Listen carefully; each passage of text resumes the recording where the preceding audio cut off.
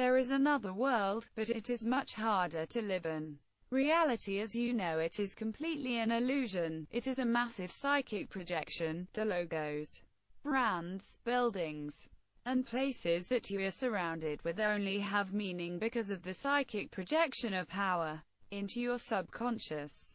They are radiating with power, but you cannot detect it. The Old Testament is pretty much just an almanac of ancient wisdom in magic.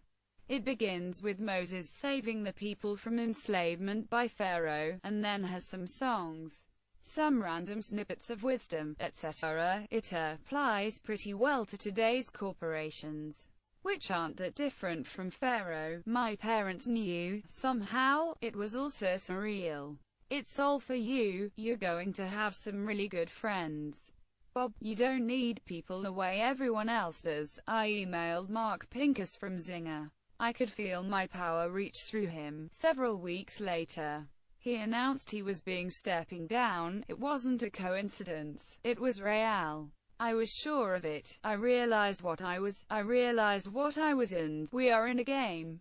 And there is a manual. Jesus was a real person. That's what a person is capable of. The world is not what I thought it was. The world is not what you think it is. We control reality. We are projecting reality from our hearts. But it's so impossible to believe, unwilling to accept that this was reality, that it was anything other than an evil mind control cult. I bought an empty nitrogen tank, the most painless way to commit suicide, and sent a picture of it to my dad, a form of leverage.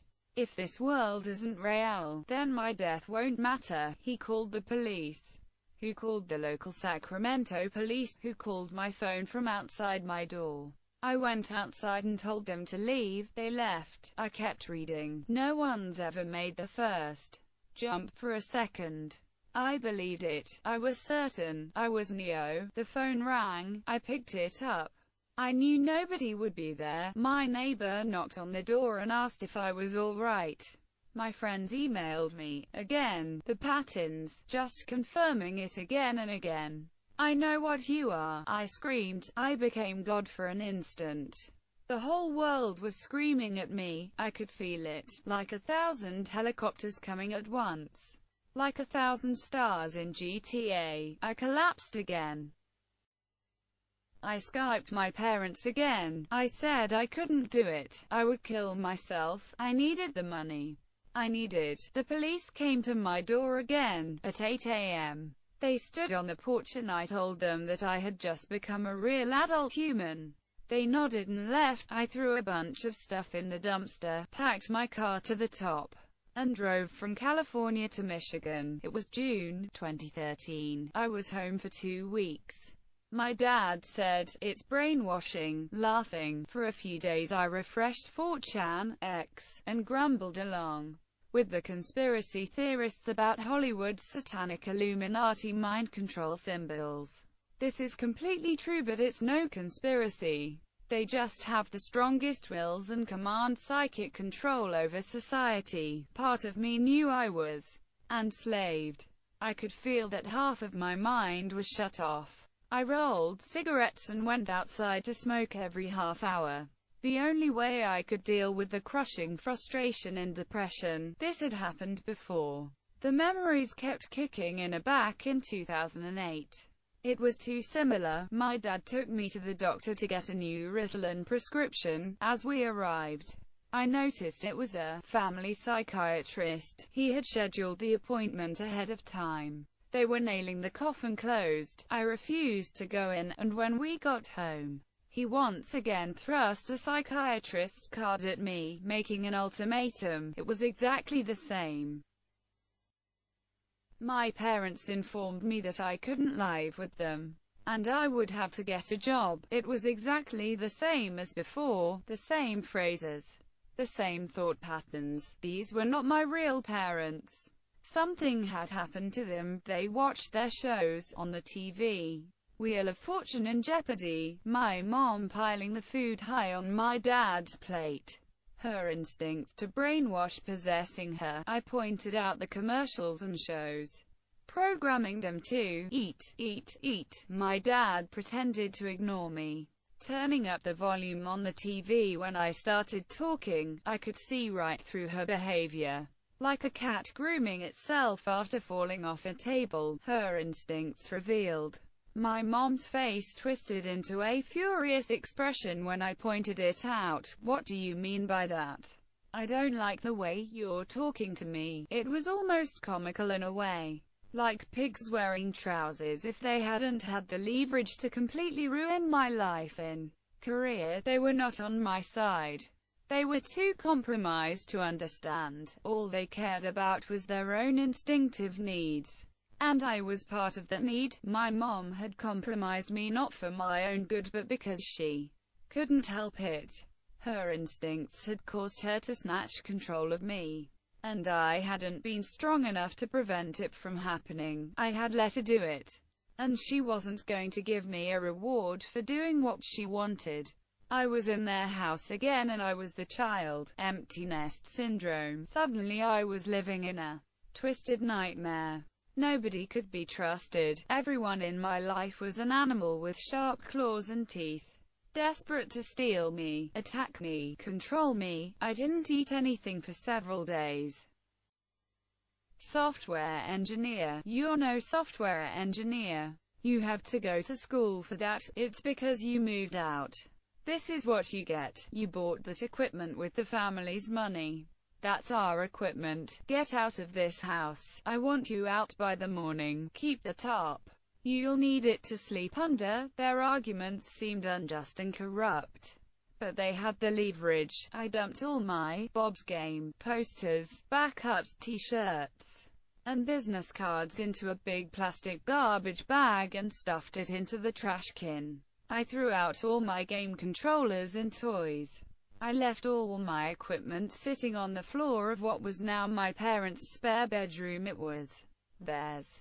After all, it was time to grow up or die trying. All I had in my car was a small laundry basket with some shirts, 2 pairs of jeans, some underwear and socks, a broken 2006 MacBook Pro which I had to bend diagonally to get to turn on, her 800 mHz netbook from 2007, a nitrogen tank, a Bible, a briefcase full of hard disks, and my cat. My dad gave me an envelope with $1,000 in it, standing in his underwear. It was already prepared. He knew I was going to leave. They were being corrupt on purpose. As I left, my mom sat next to the door on her knees wearing her bathrobe. I told her to get up, gave her a hug, and took off. I made it to Ohio before starting to go into shock.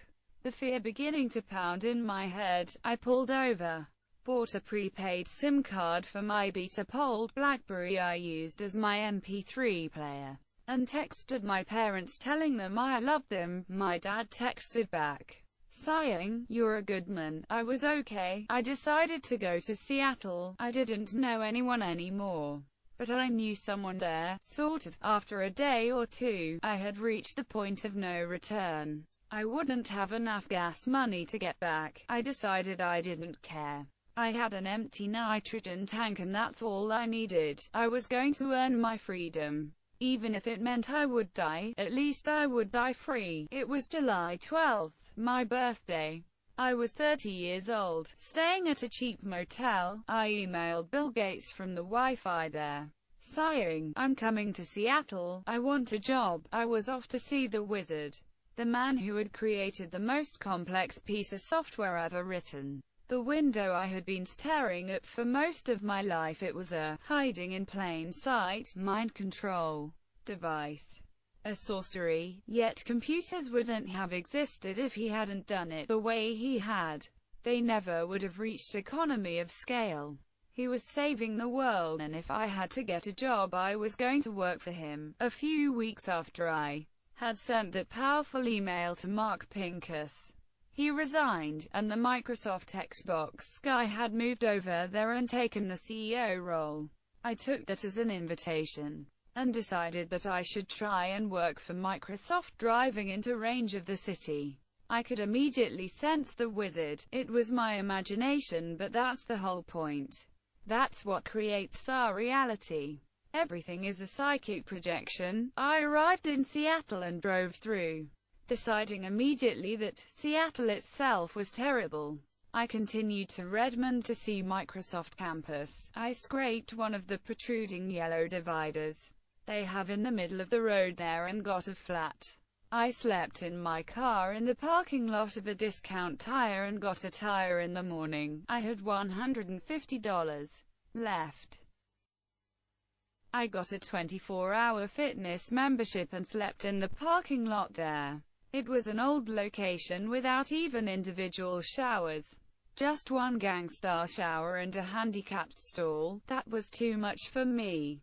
Having been locked in a room by myself for a decade, I slipped in at 3 a.m. and used the handicapped shower. Hoping nobody else would show up, I went to T-Mobile and bought a Windows phone.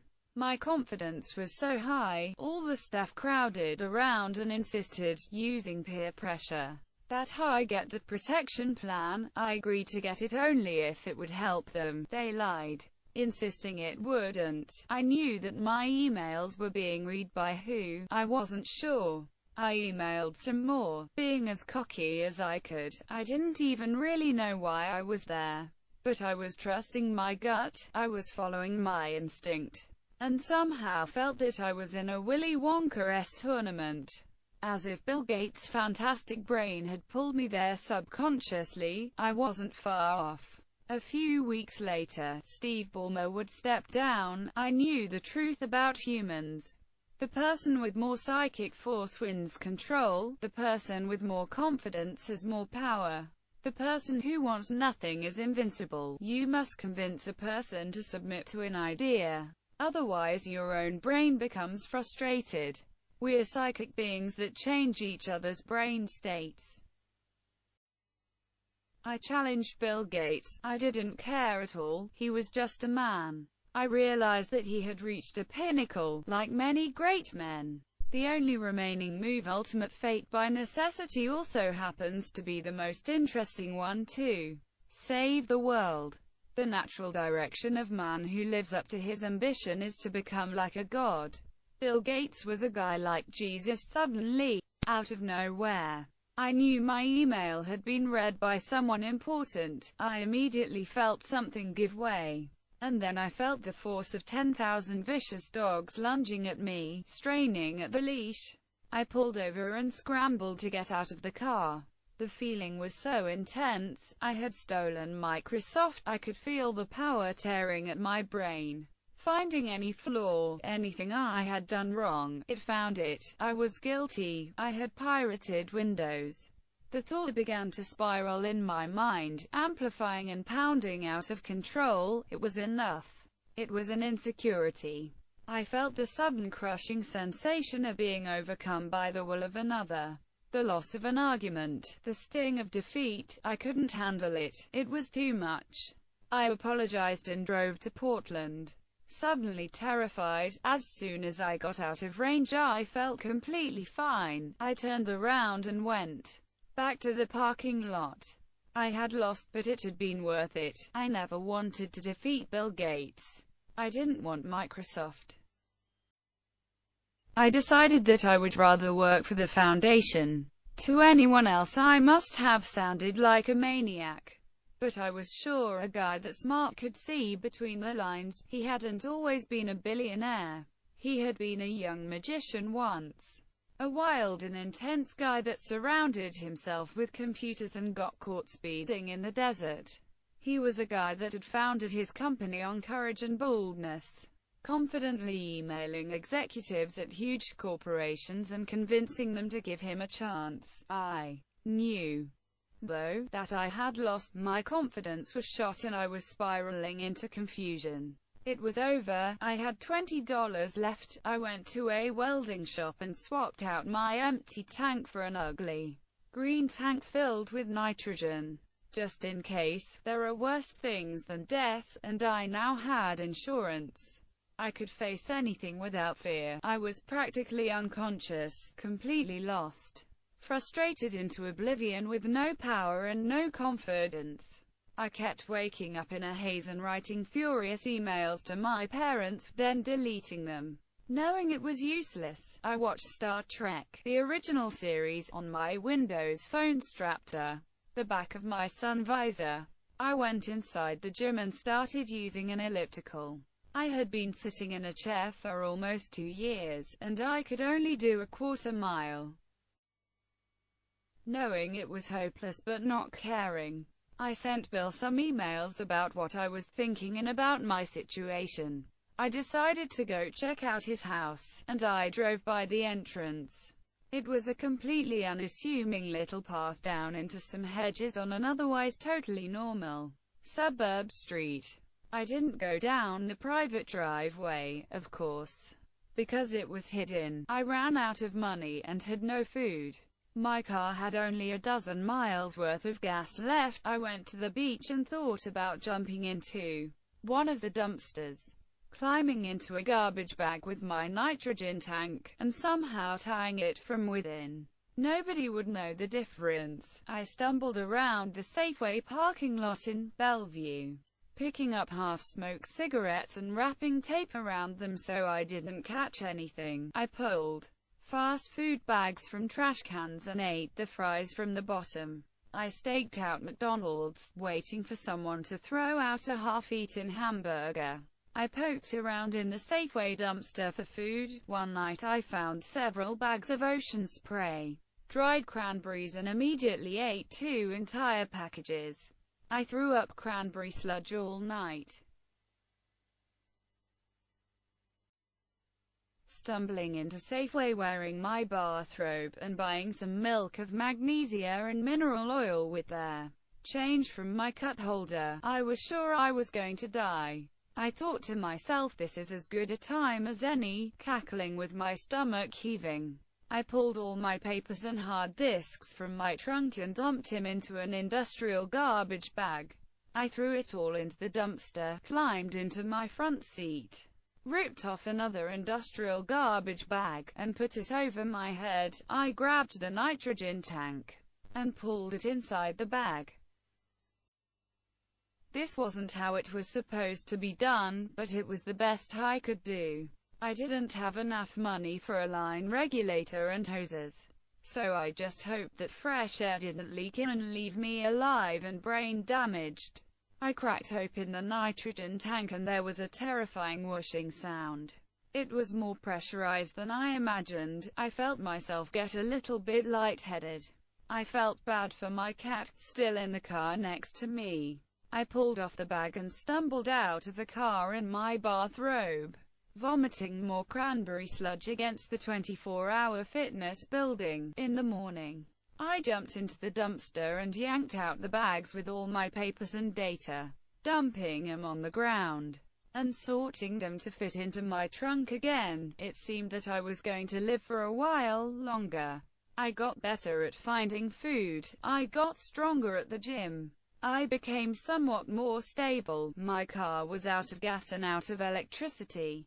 The powered windows were stuck open, but I got used to it. I charged my phone at McDonald's and walked back to my lifeless car each night, able to watch an episode or 2 of Star Trek before the phone died. I started applying for some startup jobs at some game companies in the area, with no response. A few days later, as I was rooting through the Safeway dumpster, a young employee came up to throw in a trash bag. He offered me half of a chocolate bar. He asked me why I hadn't applied for an EBT food assistance card. It hadn't occurred to me. I hadn't considered that I qualified for it. The next day, as I was on hold with social services, a police car pulled into the lot and a plainclothes detective tapped on my window. Mr. Gates had sent him, he said, to make sure I was doing okay. I said I was, and he left. Sighing good luck, I emailed Bill again and told him, next time, send a pizza. Bill Gates is a really nice guy. That guy is definitely a genius. I walked a few miles to the nearest social services building in. They gave me an EBT card. For the first time in a month, I was able to actually choose what kind of food to eat. After figuring that I could spend $6 a day, I bought a large bag of dark chocolate M&Ms. My parents emailed, sighing I had gotten a security deposit check from my apartment in Sacramento. They deposited $500 in my account. I walked to the corner gas station and filled a gas can and emptied it into my car several times. I got a jump start from someone in the parking lot. The car came alive again. The clock flashing 1200, I took off, driving through Bellevue at night. The lights looking more beautiful than I had ever seen. I headed back down to the Bay Area to finish what I had started. Somehow, I figured I would find a nice place to die on a beach near San Mateo. I had been there once. It was nice. It was July 30th. I had been in Seattle for 18 days.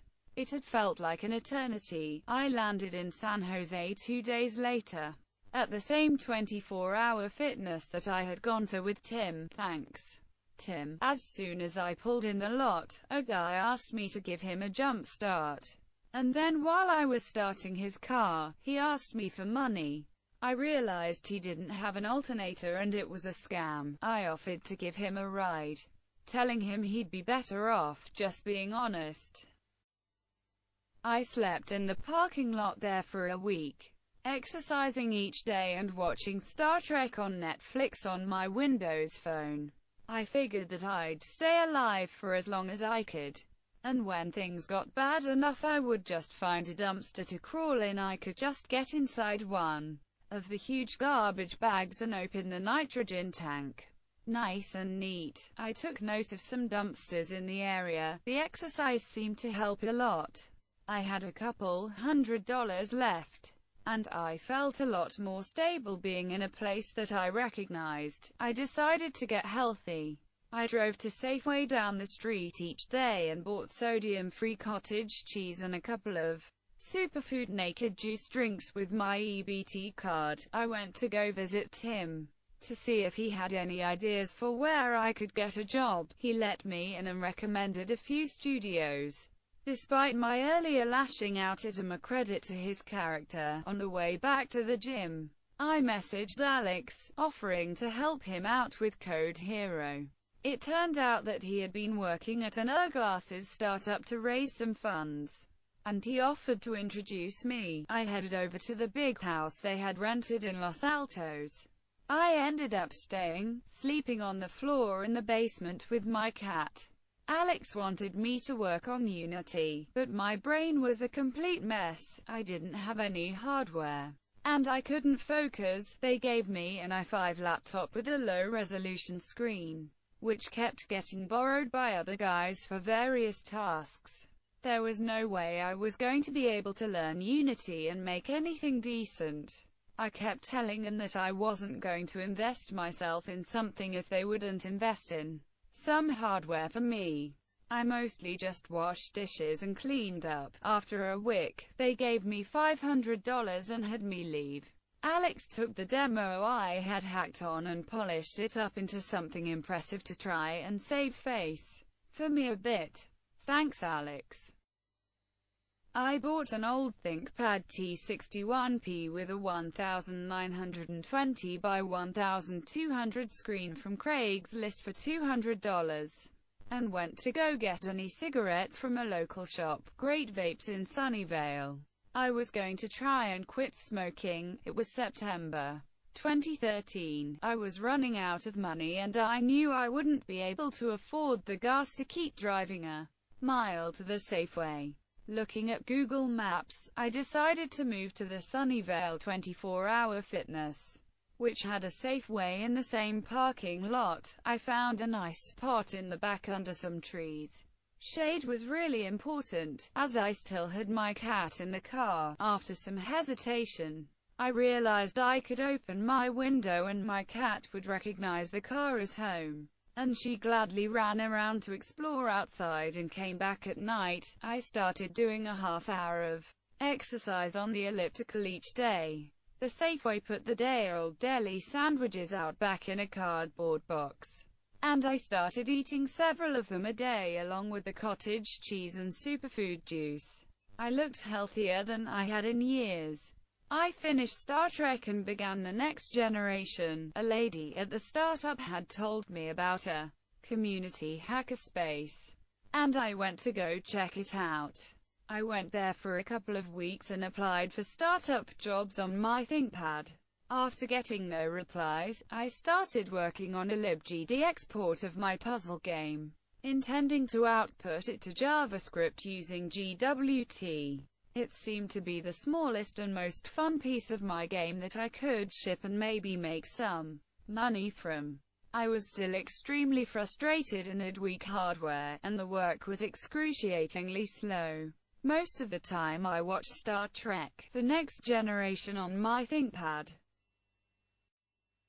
I started posting ads on Craigslist, looking for a lady who would take me in for the winter. I got no replies. Hanging out at the hackerspace each day, I began to gain some influence. The exercise was giving me power and I was confident and aggressive. Feeling like I had nothing to lose, I hit on a lady engineer there, half joking that I needed a couch to crash on, who immediately complained of harassment to their manager. It turns out that ladies in the engineering field are touchy. The manager sent me a warning email and I voluntarily banned myself, realizing that they would use any excuse to nail me, and I couldn't afford to lose my confidence. I decided to stop looking on Craigslist. It wasn't healthy, and it wasn't going to solve my problem. I started running on the treadmill at the gym for 3 miles a day. I used the weight machines for the first time. On some of the machines I couldn't even lift the first weight. I had never used the muscles. I screamed with frustration, forcing myself to do it.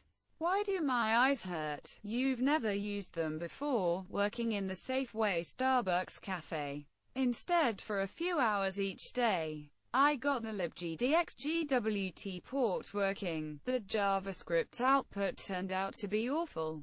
Only getting 5 FPS at 100% CPU. GWT was not an option. I started considering a by-hand JavaScript rewrite, which might work, but it would take some time. It was November, and it was starting to get cold. I went to go visit Tim, offering to do some work for him if he could get me some cash. We were even. Our positions reversed from when he had stayed at my place in Santa Clara. I stayed there for a couple of days, and neither of us could concentrate, annoyed that I was there. He clacked on his mechanical keyboard and played his Japanese music until I couldn't stand it. Fair enough. It was his house. It wasn't going to be possible unless I had a separate place to work. I borrowed a blanket from him and went back to Sunnyvale, becoming more desperate as it got colder. I watched Star Trek TNG on my phone and sent emails to Peter Thiel, asking for help, of course. He gave no reply. I started pushing harder at the gym, drinking a Rockstar lemonade and running for 5 miles in the morning, and lifting weights at night after eating as many day-old sandwiches as I could handle. My willpower was coming back, slowly but surely. I started seeing that the TV ads were brainwashing, that the logos were glowing with power again. I quit smoking, completely. With the help of an old Chantix prescription, it was absolute hell regardless. Frustrated out of my mind, I sent horrible emails to my parents through my phone, broke stuff, and then on the treadmill started to get it. Gaining appreciation for how hard they hard worked, and sent apologies. You guys are so great. The world became my house. I was becoming an adult human being. I still needed a better computer. The ThinkPad was still too frustrating to work on my MMORPG. It was just too complex of a project, and the tools were designed around 2560 by 1600. I had grown to the size of my tank. Another guy working in the Safeway there told me that I should go to a hackathon with him. With my willpower it would be easy money. I went to an Intel XDK hackathon a few days later with a fierce will to win. There was a $3,000 prize.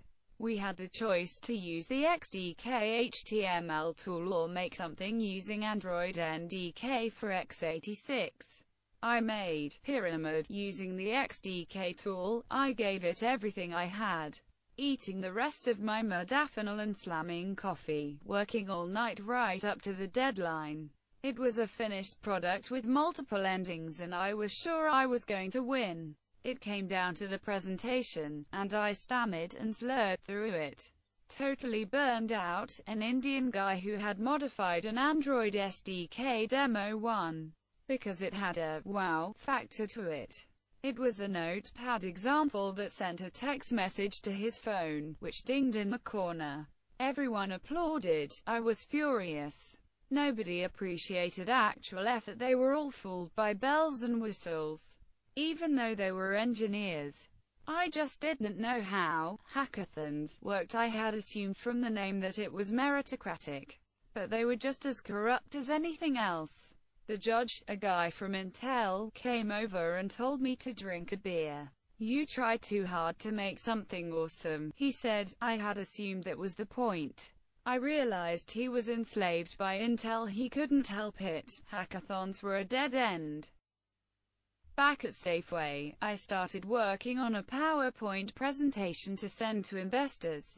I had registered a Delaware C Corp back in Sacramento, and it was worth a try. Over a week, I made the best presentation I could with the resources I had. Satisfied with what I had made, I sent it to the VC list that I had spammed back at the ND launch, knowing that I simply didn't have the numbers to get funded, but hoping that at least I would redeem myself a bit. One VC replied with a nice comment, which made it worth it. I made a profile on AngelList and sent the presentation to some angel investors on Gust, but all of them declined. Investment simply wasn't going to work with an unfinished project. I had to have something running online, with people playing it. I started working on the JavaScript port of my puzzle game. A day later, the GPU in my ThinkPad went bad. Apparently the model had been recalled, and it was out of warranty. I went back to the hackerspace to try and use a heat gun to fix the ThinkPad GPU, which didn't work, so I left it on the shelf there. I met a guy who had modified his cargo van with solar panels, a bed, and a desk.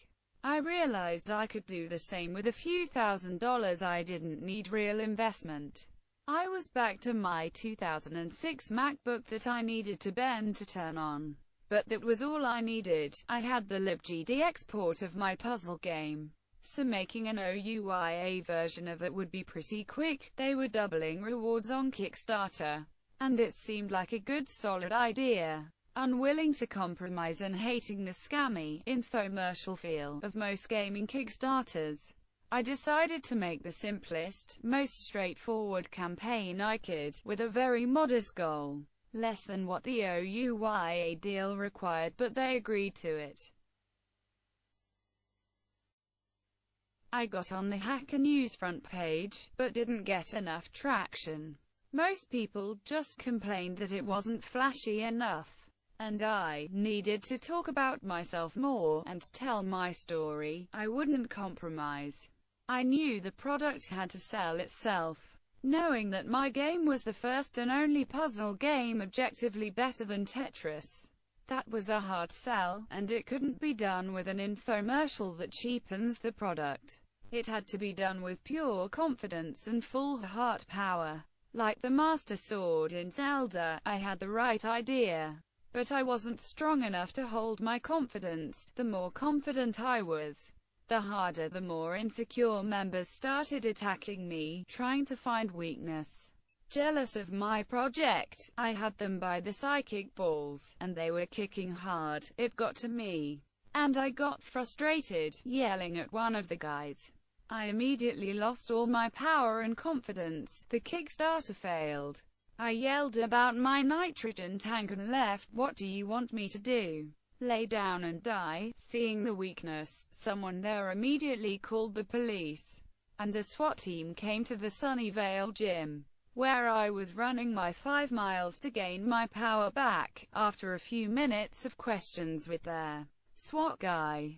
The police chief drove over from Mountain View and shook my hand.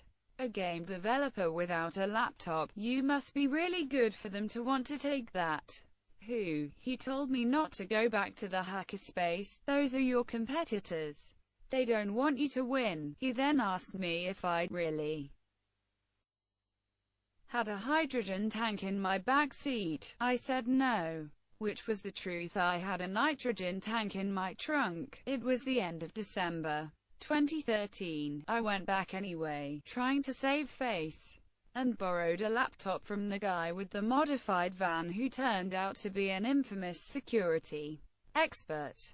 I made a terrible build for the OUYA in 2 days, testing it on a borrowed OUYA dev unit over the new year. It was 2014. My food stamps got cut off. I hadn't sent in the renewal form, which I hadn't gotten because I had no address.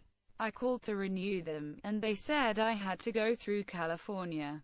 I applied on the California site, which guaranteed I would receive a reply within 3 days for emergency benefits.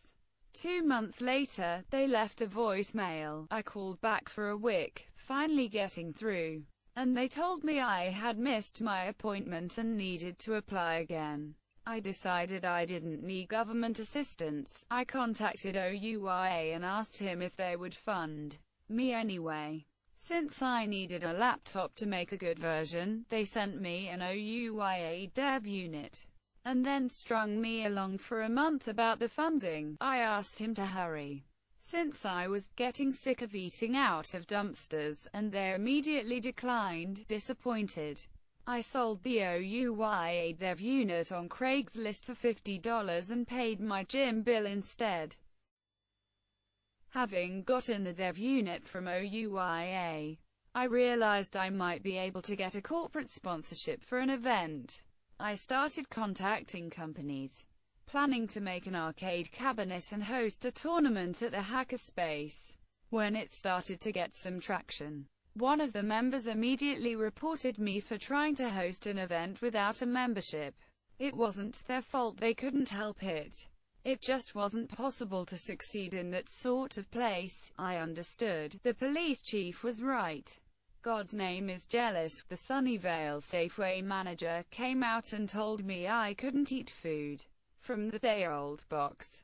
They moved it inside. I kept working in the Starbucks cafe inside, and they cut the power to the outlets and removed the couches. I asked the manager, and he told me it was a blown fuse, and the couches were going out for cleaning. They never came back, and the power never came back on. I had been there for 4 months. It was fair enough. He should have just been honest. They were squeezing me out. I moved to the Mountain View 24-hour fitness. There was a Safeway and a Walmart in the same parking lot. I found a box of ripe fruit and day-old salads behind the Safeway, out of gas. There was nothing that I could do except run at the gym. I was gaining huge amounts of spiritual power. Fiending for caffeine, I stole a box of Folgers instant coffee singles from Safeway. The next day, sitting on the treadmill, there was a wrapper of the very same product. I felt bad and paid for them. When I got a few dollars, my 2006 MacBook stopped turning on. I was down to the double emergency trunk netbook my mom had bought me in 2007. A pathetic 800 mHz piece of junk. I started writing, the only thing I could do. I took notes while running on the treadmill in the notepad I had gotten at the Intel hackathon. Making lemons out of lemonade. After a week of hoarding free coffee samples from Trader Joe's, I stopped drinking caffeine for the first time since high school. It wasn't easy, but not nearly as hard as nicotine. On days when there was no fruit, I grabbed some sandwiches from the deli and Safeway and ate them in the cafe. Then felt guilty and stopped. It seemed to cause me to lose my power. Then I looked for some expired salads on the shelf and ate those, which I felt a little better about, but still felt weird about it. Finally, I was down to samples of granola at Sprouts and Whole Foods. Thou shalt not steal. I just needed to believe. Walking down the street, it clicked. I realized that I had done all of this before. This was my game. There are two worlds. We are in the Matrix. I am God. I created this for myself. I understood what I had been getting at. Reaching towards this whole time, I had drawn all of this in my game, subconsciously. For a moment, I was 100% certain I was a guy like Jesus. I knew I was going to change the world. None of this was real. I felt like a child again, wanting nothing. The world was my playground. I was a true adult. I was a guy like Jesus. People smiled at me everywhere I went. And I had full control. I thought about my childhood. Those summer vacations spent swimming in the pool. Lost memories. Then I lost it. My gym membership ran out, and I panicked. Money, desire. Figuring I could get a tire for my car and a new laptop in a month or two. I applied for a job at the Walmart. I went in for an interview. The interviewer guy said, "I know what you're thinking. Anyone can get a job at Walmart." Well, it's pretty much true. However, I see in our computer here that you're marked for job abandonment. To be honest, that's a big red flag. What can you tell me about that? I looked at him and said, I think I was embarrassed, remembering the dancing and fake sprained ankle. He hesitated, and then said, "You know what? We need people right now. I'll give you the job anyway." I sat there with a 1,000-yard stare, barely comprehending the situation. There was a picture of Sam Walton on the wall, controlling all their minds. A different manager came in and bragged to me that he had once shook Rob Walton's hand. I nodded my head. With the last of my gas, I drove to the drug testing place, where they tested me for what they called the Big Five: marijuana, meth, cocaine, heroin, and PCP. Watch out for those PCP junkies. Back at Walmart, they told me that they needed an unexpired ID. I had renewed my license back in Michigan and left before it arrived.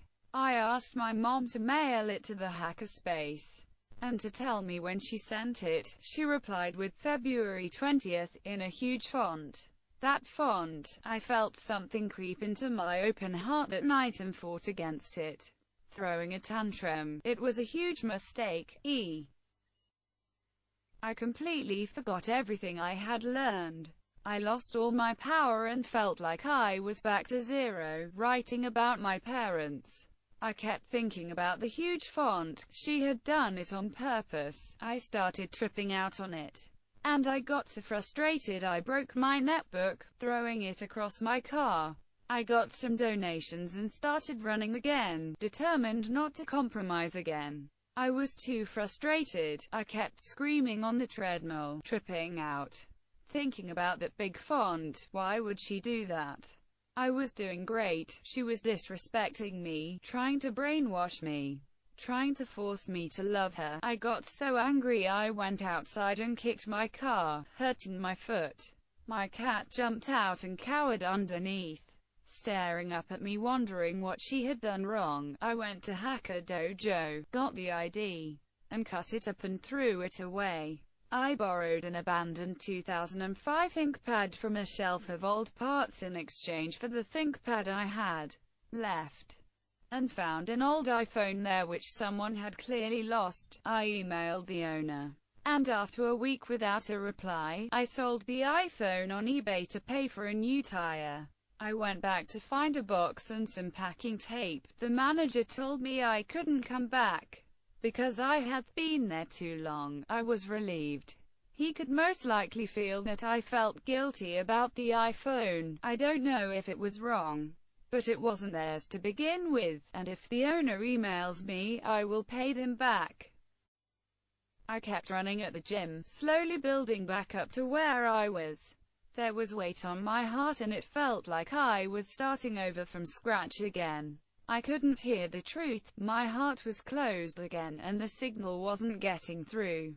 But I knew it would come back. I kept finding people to blame. My parents, The people at Hackerspace, the people who had emailed me, they had seen a light coming from my heart and jumped on top of it, trying to extinguish it. It was my fault, of course. A few nights later, waking up in the middle of the night with a surge of power, I let the nitrogen out of the tank. I don't need it. I believe in myself. Failure is not an option. I began to remember. My mom was sending me a message. I had lost my power when I submit to greed and apply to Walmart, immediately locking my brain out of understanding. Sam Walton had gotten in my brain. It was mind control. It was a clue. You shall have no other gods before me. They were saving me from losing my soul, chasing after money, becoming an asshole, hiding from the world, losing myself, being trapped in hell.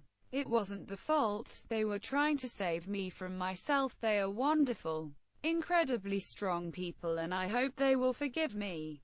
I love my parents. I don't need a job at Walmart. I don't need money. I just need to keep running and writing.